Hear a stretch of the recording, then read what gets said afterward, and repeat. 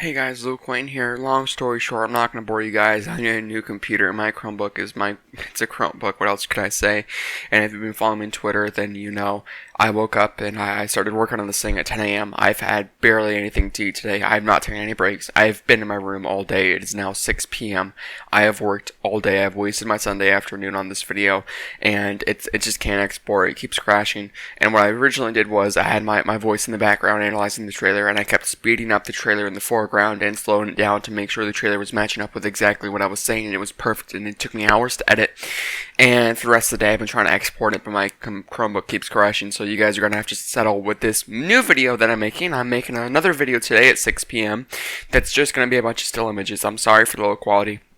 And I don't want to sound like a jerk for you should subscribe, you owe me, you don't owe me. I don't want to sound all like a beggar, oh, please subscribe.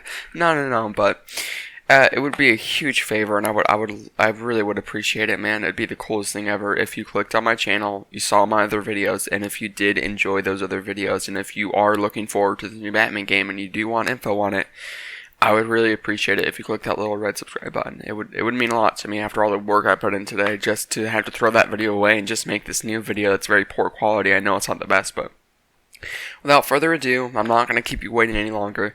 Here's this crappy video in place of the really good video that just can't export on my computer. Alright, first thing you notice, Bruce Wayne's dead. Wow, shocker. And essentially, I don't think this is not a sequel to Arkham Knight. In case you guys didn't know, there's an official Gotham Knights website. I recommend you go check it out. Just look up Gotham Knights website. I'm sure you can find it. There's also an official Gotham Knights YouTube channel, which already has more subscribers than I do. Yay! And it says it officially confirms, and the game director Patrick Writing also confirmed, this is not a sequel to the Arkham series. It's a fresh new reboot, despite Bruce Wayne being dead. And in the commentary in the beginning, it says that you're interviewing people on the street, and they're like, oh, there was an explosion, there was smoke. So it sounds like it's in a heavily populated area. I don't think it was in the remote location of the Wayne Manor. I don't think the Court of Owls blew up Wayne Manor. I think it may have been Wayne Tower, or just a random building around the city. He may have faked his death, he may have not. That's a video for another time. These aren't theories, these are just straight facts. This is an analysis. The next thing you notice is that Jason Todd has a white streak of hair and a scar on his face.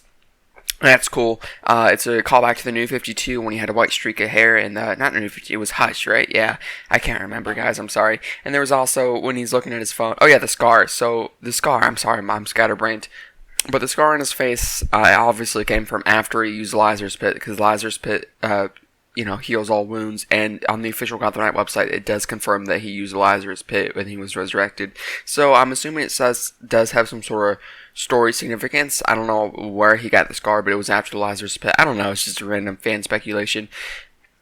Anyways, so next thing, if we move on to the clock tower, you see Barbara's wheelchair right next to her, but she's standing, so she's not paralyzed anymore. This implies that the Killing Joke did in fact happen, and that Joker does exist in this universe because she was at one point paralyzed. And on the website it says that after her dad died saving the city, and he gave his life for the city, she did not want him to die in vain, so she went through some physical therapy and she was able to walk again. Wow, it's a miracle. It's good job, Barbara.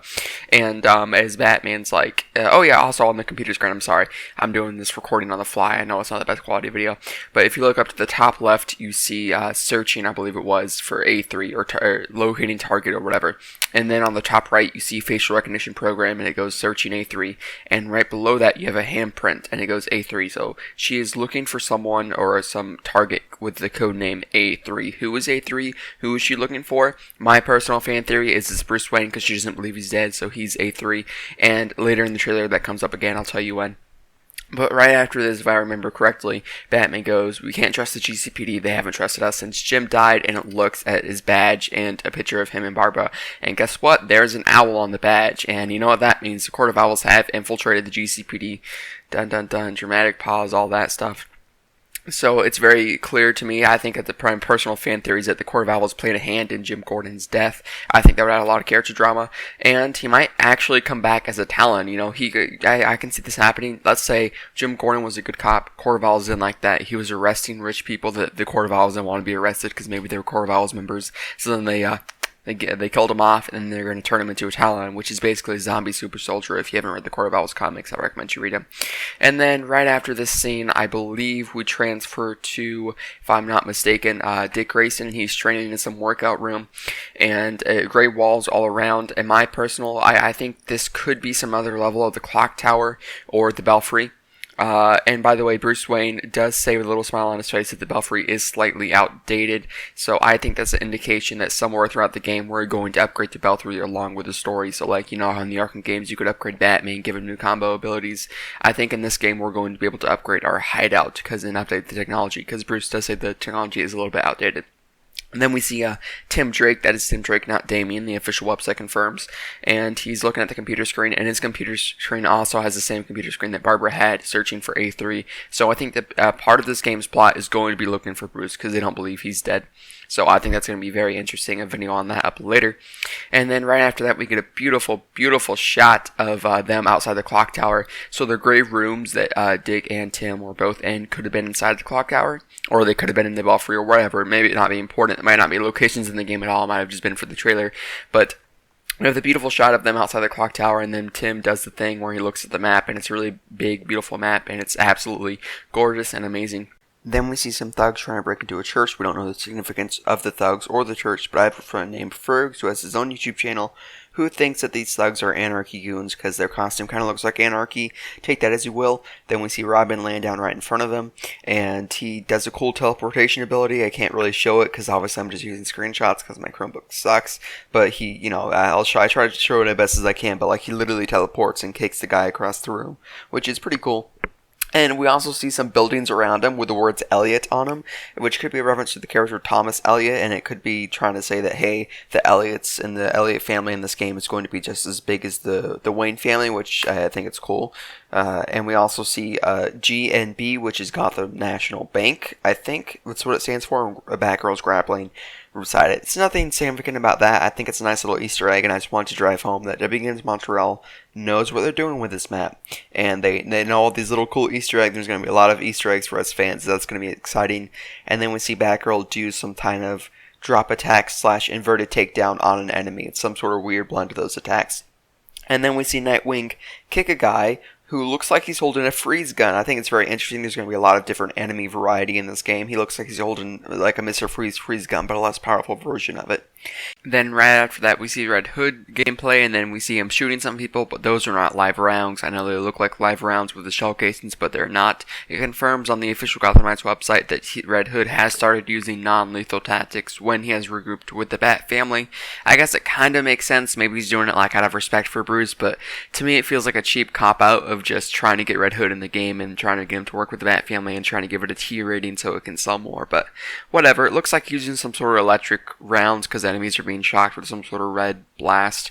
That's kind of cool. And then we see him uppercut an enemy with some sort of gauntlet arm. Like the enemy uppercuts have like these big, he has like this really big arm, so it looks like enemies will be able to have like this, some sort of equipment that can give them super strength like this gauntlet. And there's so many enemy types in this game. We have typical thugs, we have thugs with bats, melee weapons, we have thugs with these big gauntlets, we have armored thugs, we have freeze gun thugs. The combat's going to be amazing, and if you still don't think the gameplay we got yesterday looked good, get ready for my gameplay breakdown video, because I will explain to you in that video why the gameplay will be fire. Anyways, next shot. So we see Dick and Barbara, who are, I guess, a couple again, because they're walking together, and they're walking to what looks like some abandoned Court of Owls meeting place, because you have two owl statues, and like this catacomb looks very cool, and we get a shot of Robin disappearing, which I think looks cool. I'll explain how we can do that in a second. We see a shot of Robin at some sort of prison riot trying to stop it, which I think would be a cool story mission. I think this is Blackgate Prison, because it did show in the map we saw earlier when Robin was showing us the map. We did see like an isolated island right off of Gotham, which I think could be Blackgate Prison. We then see Robin fall on teleporting, and if you look at the bottom left, we see ID Robin, whatever, and I think this makes sense. If you don't know, Patrick Rating confirmed, Robin is teleporting by hacking into the Watchtower, which is the hideout for the Justice League, and they use the Watchtower to teleport themselves across the Earth to different crimes and to go invisible like Robin's doing here. And the reason why no one else can teleport, my personal theory, is because Red Hood is not a member of the Justice League. You know, he's on his own thing. Nightwing kind of abandoned Batman, and he's doing his own thing in Bloodhaven.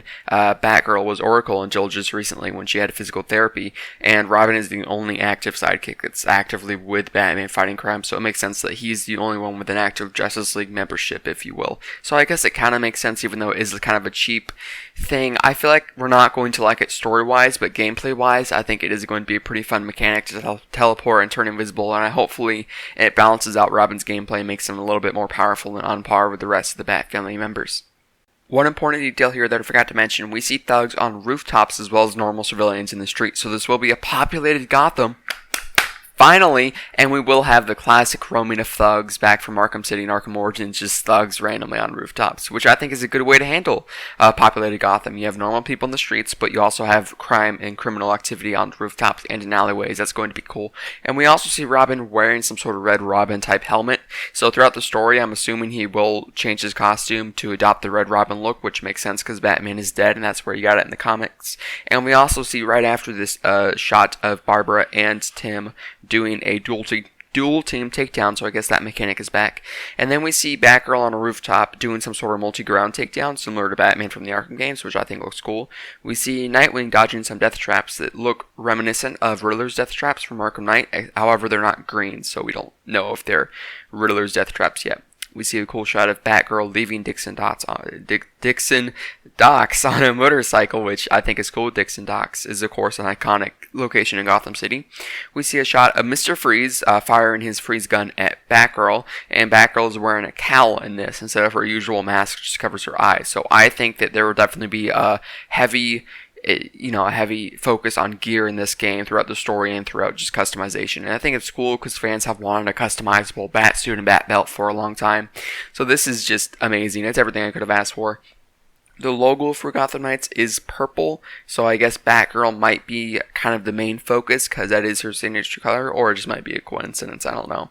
And of course, excuse me, I'm tired. I've been talking for 12 minutes straight. I'm trying to end the video fast so it doesn't take too long to export.